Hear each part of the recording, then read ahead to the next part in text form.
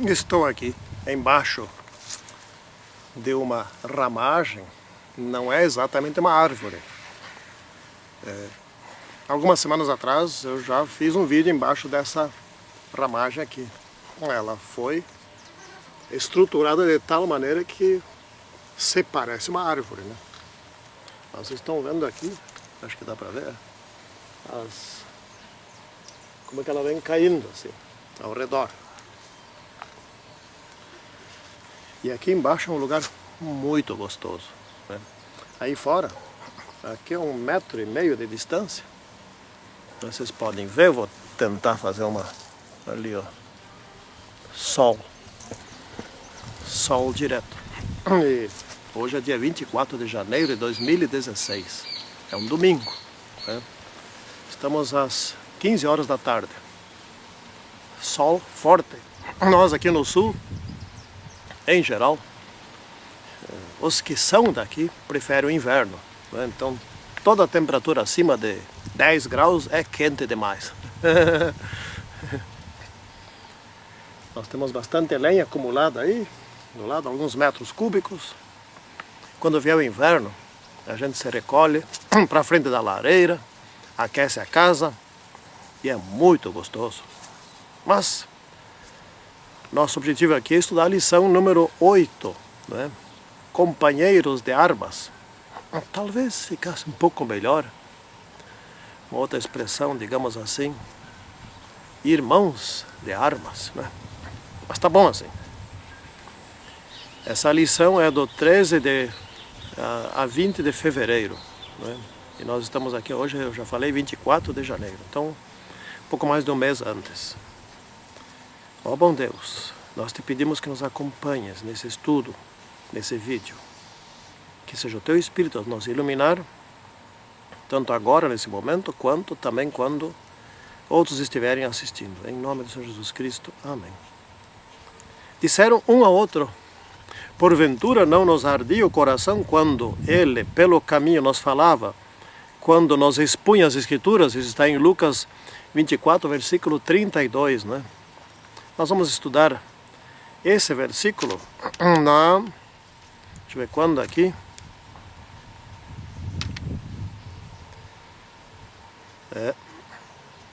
Vai ser na quinta-feira, no último dia de estudo, né? Na sexta-feira nós temos nosso resumo.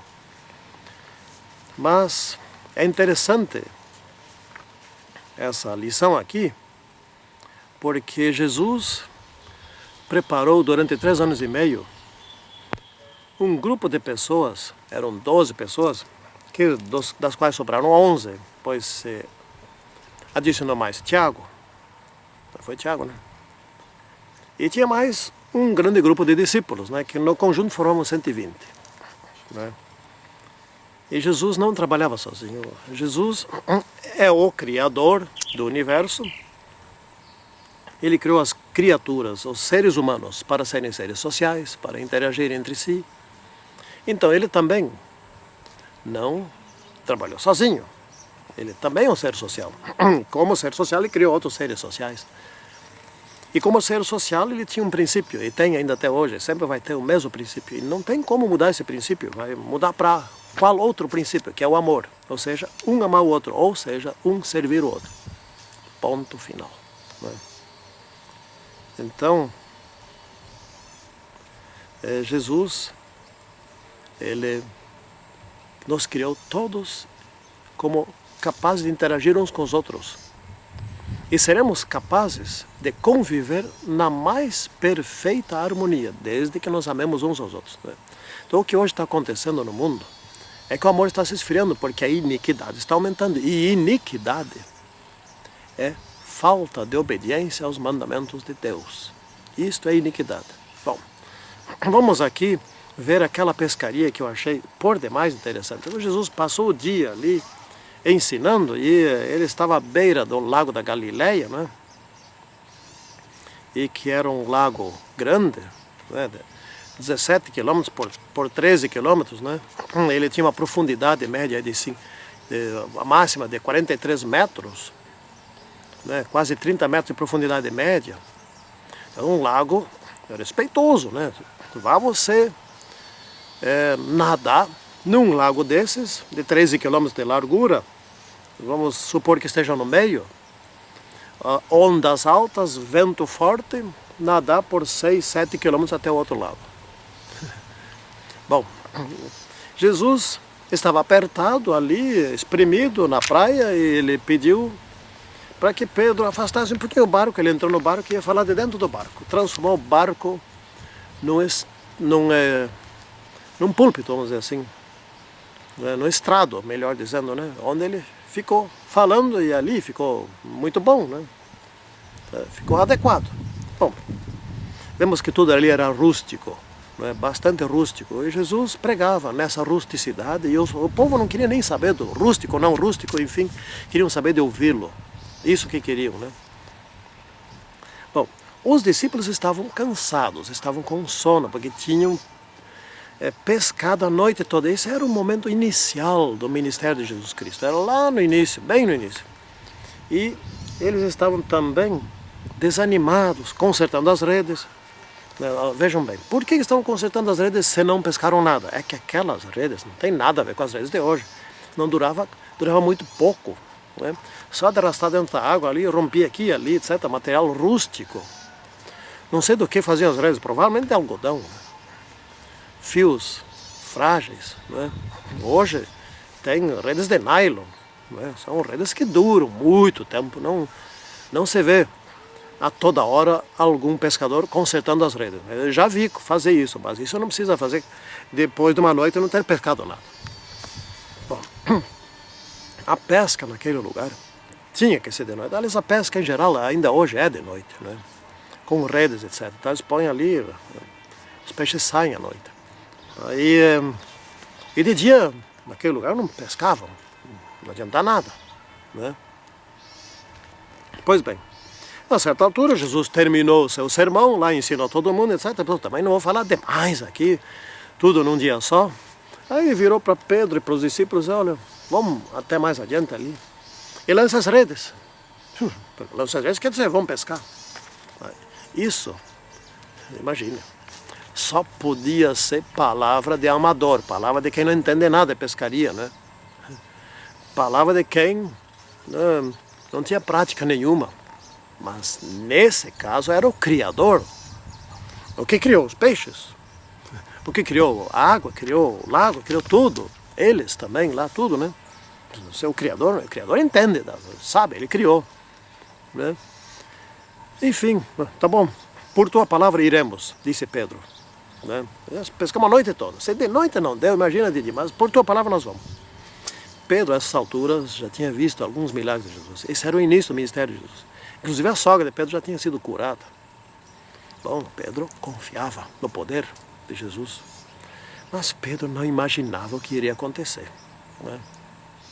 Ele também não imaginava que eles não comeriam nenhum daqueles peixes, provavelmente. E foram lá e lançaram as redes, e não demorou nada, mas foi rápido. A tal ponto que eu não sei bem dizer se tiveram falta de fé, porque foi um barco só, ou se o outro barco ainda nem tinha ido até lá, porque estava se aprontando para ir de repente, né? O fato é que chamaram o outro barco: vem logo, porque não tem como tirar essas redes de dentro da água. Está cheio de peixe grande. E 2 barcos foram para pegar os peixes. E vieram para fora dos peixes. E Pedro, quando vinham se aproximando da praia, Pedro disse: afasta-te de mim, mestre, porque eu sou pecador.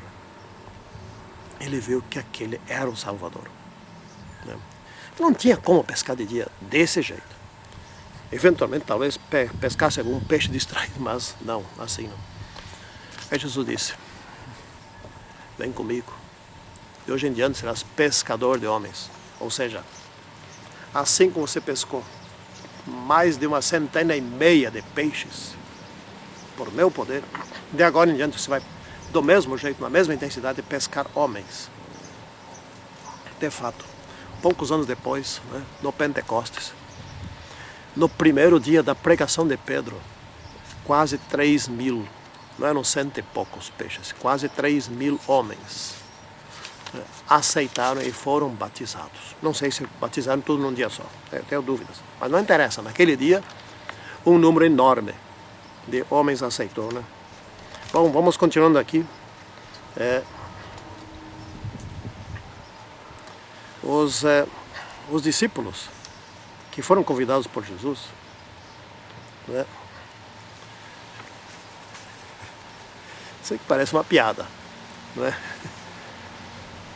Os mais desqualificados, da profissão mais rústica, né? Porque pescar não precisa saber muita coisa, precisa saber remar, etc. E tal. Tem que ter informações básicas, ter coragem, ser saudável e ser pobre, porque quem não era pobre não ia lá passar a noite pescando para outro dia vender alguma coisa e ver se sobrevivia naquele dia da pesca daquela noite, né?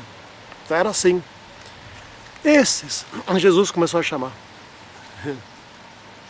Aí você já pode ver. Bom, essa é a fórmula do fracasso, é ou não é? Você começa um empreendimento hoje, uma empresa, uma organização hoje com esse tipo de gente. Quanto tempo vai levar para qualificá-los? Vou dar um exemplo bem sucedido. Nos Estados Unidos, li num livro faz tempos atrás, era uma grande área de mineração, né? Tipo uma grande pedreira, etc. E se esgotou o minério dali. E o dono da mineradora, vou fechar a mineradora aqui. E tinha seus funcionários lá, etc. Esses funcionários, ele era muito, muito bom para os funcionários. Imagina, o dono da mineradora ser bom para os funcionários, né? Até isso existe nesse mundo, né? Foi o caso, é verdadeiro.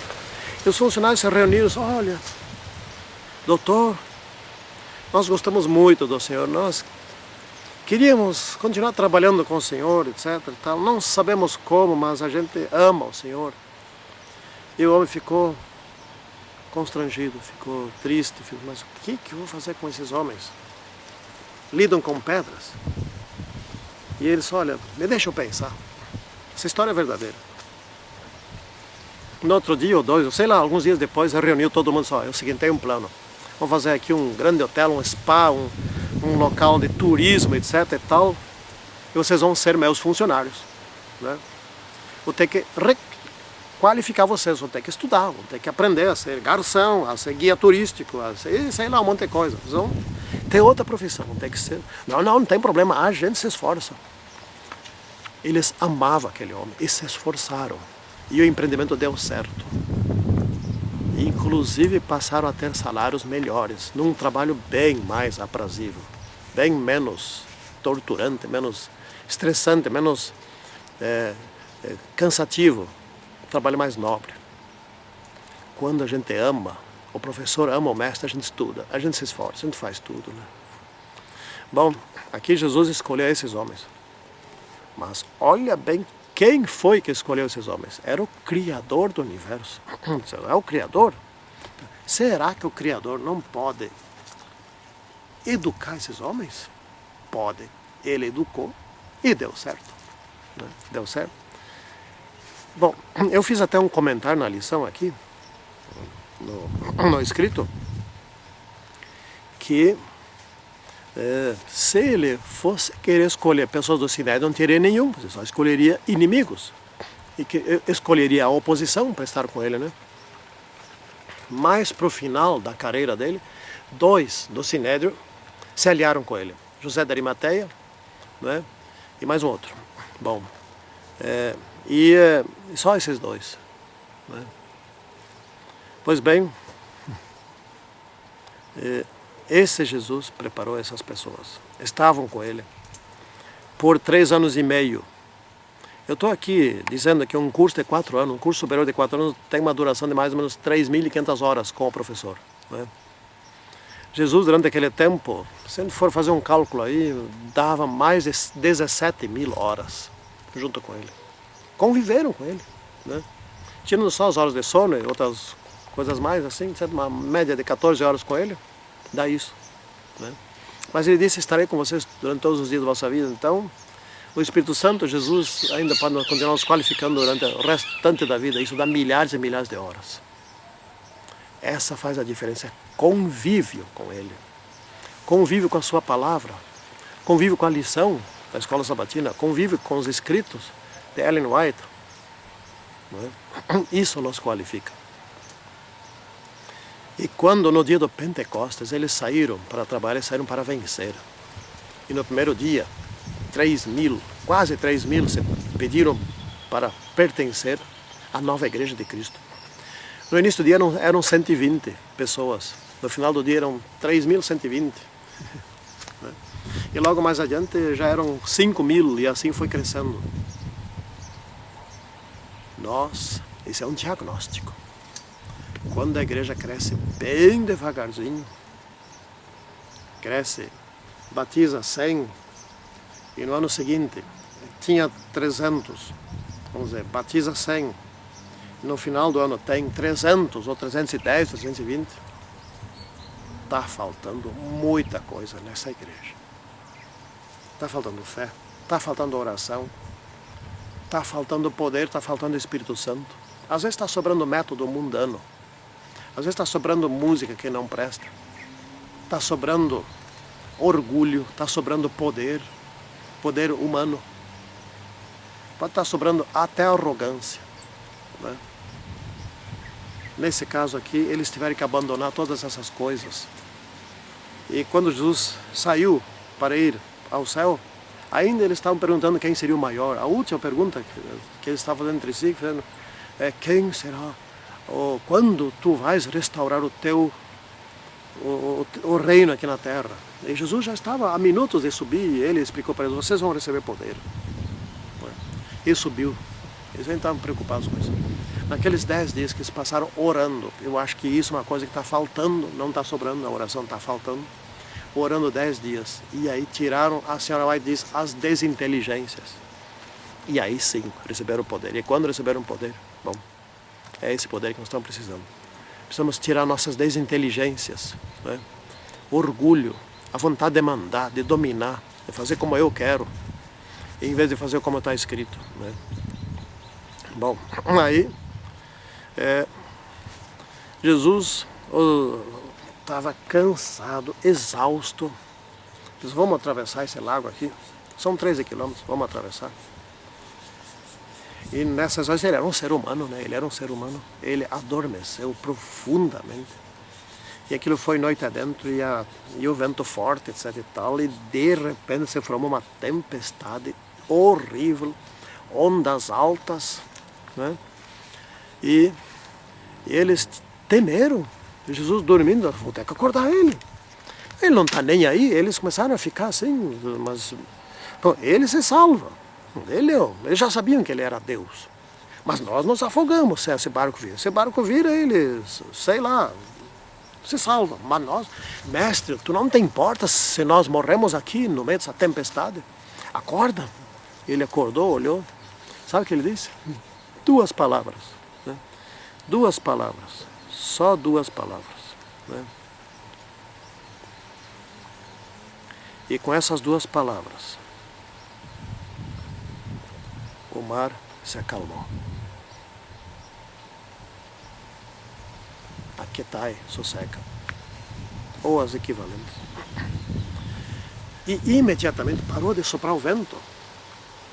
As ondas imediatamente, elas não ficam se acalmando, não, ficou um sossego.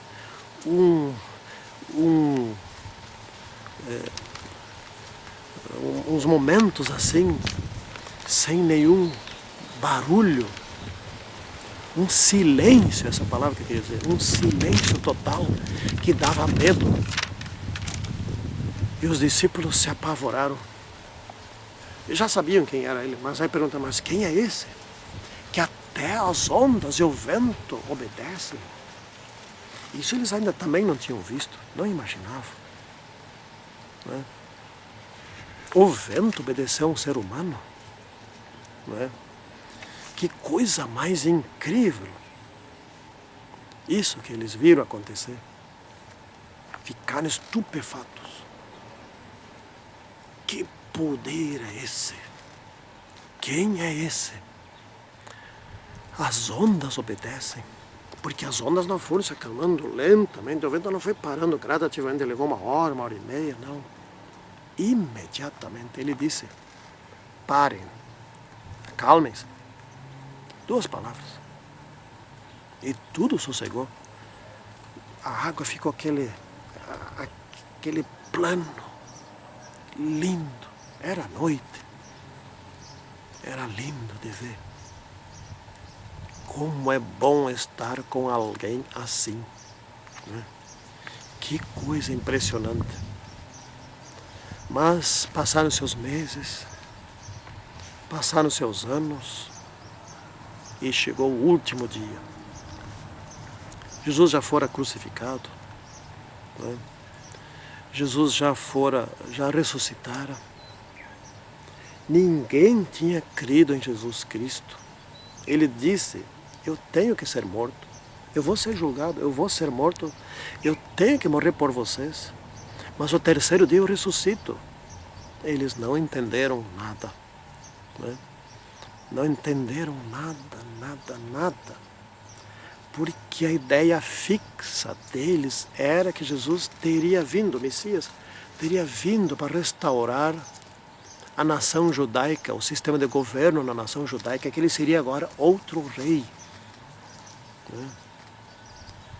Sucessor de Zedecias, né? Porque esse foi o último. Eles queriam derrubar o Império Romano, essa era a ideia fixa deles. E por terem uma ideia tão arraigada, porque todos eles só pensavam nisso, eles não conseguiam aceitar e não entendiam e não conseguiam admitir que Jesus seria morto. Ele falou isso várias vezes para eles, mas não era isso, que eles não entenderam. Não, Jesus veio para restaurar o reino de Israel aqui. Então quando Jesus foi morto, se decepcionaram. Nenhum deles foi lá para assistir a ressurreição. Incrivelmente, quem assistiu à ressurreição foram os inimigos, os soldados romanos. E eles foram tão maus que em vez de sair correndo avisar os discípulos: ó, o mestre de vocês ressuscitou, nós vimos, né? Chamar os discípulos: olha, de fato, os soldados romanos mataram alguém que ressuscitou, vocês vão lá ver, nós vimos. Não, foram fofoquear para os membros do Sinédrio, para os inimigos de Jesus. E esses tinham dinheiro que os discípulos não tinham. E pagaram os soldados: vocês fiquem quietos e digam o seguinte, que os discípulos, nós dormimos, adormecemos, os discípulos vieram lá e roubaram, vocês viram, não tinha mais corpo, roubaram. Então os que tinham a verdade passaram a ser ladrões de corpos, de mortos. E os que tinham mentira passaram a ser aceitos como verdadeiros. Satanás inverteu tudo aqui. Agora o duplo trabalho dos discípulos era convencer as pessoas que não, ele ressuscitou sim.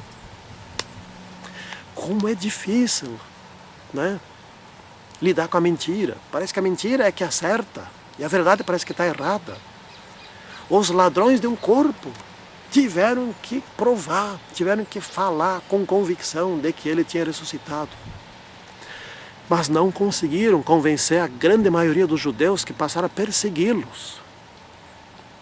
Porque os sacerdotes, se bem que sabiam, tinham certeza, porque os soldados tinham relatado, que ele tinha ressuscitado, patrocinavam a mentira da morte de Jesus Cristo. Esses sim vão ter que ver Jesus voltar nas nuvens, ressuscitar só para voltar e morrer de novo e depois queimarem, né? Pois bem, depois de tudo isso, depois de 40 dias ele com eles, né?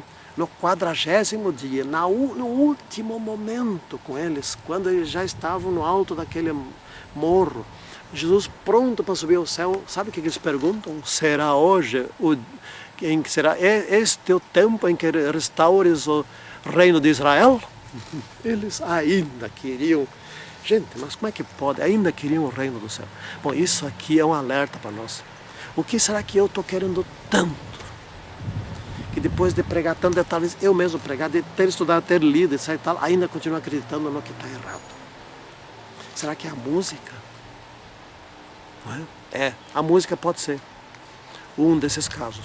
Eu quero música barulhenta, ponto final, e está escrito no Espírito de Profecia que este é o sinal, um dos sinais do fim, que é essa música barulhenta, não é? De som alto, de dança, de tambores, vai entrar na igreja bem pouco antes do fim.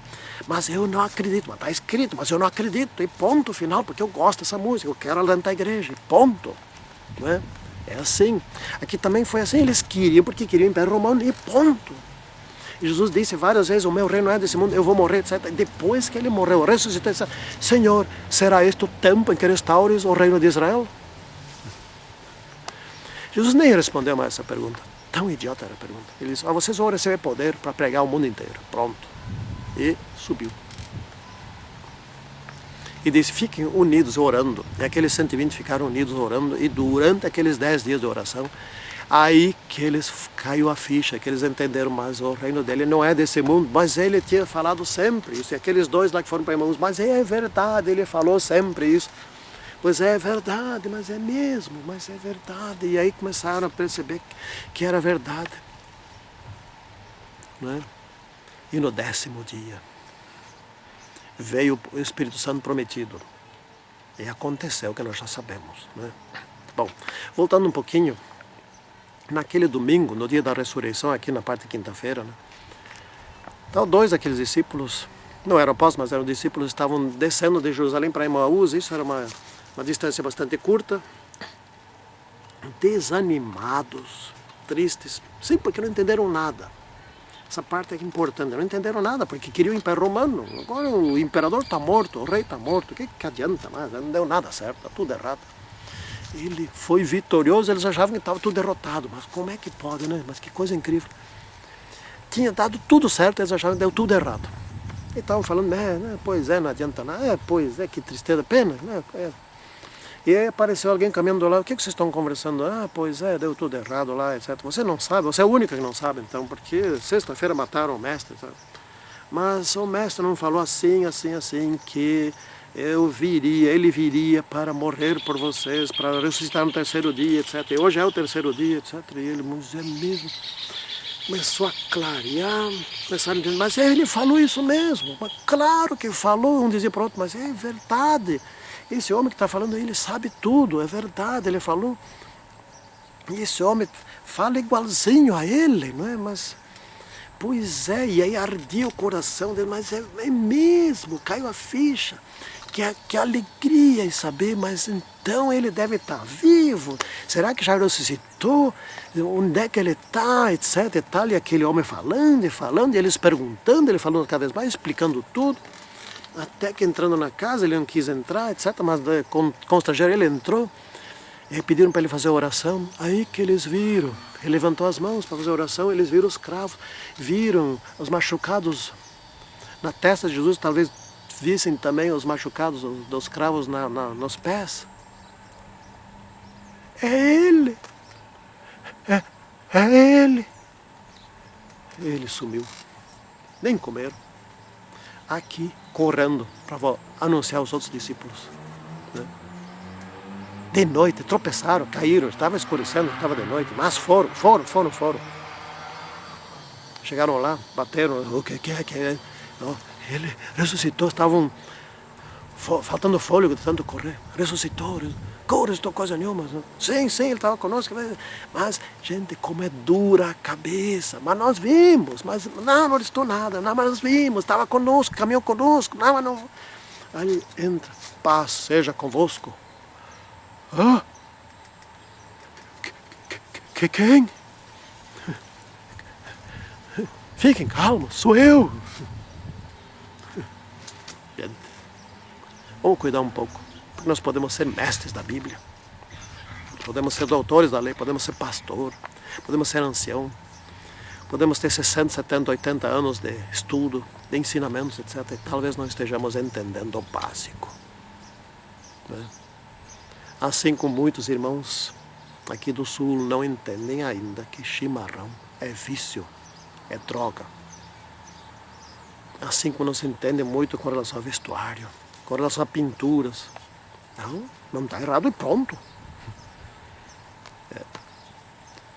Sejamos humildes e aprendamos, porque se não formos humildes, o Espírito Santo e ninguém vai mudar a nossa cabeça dura.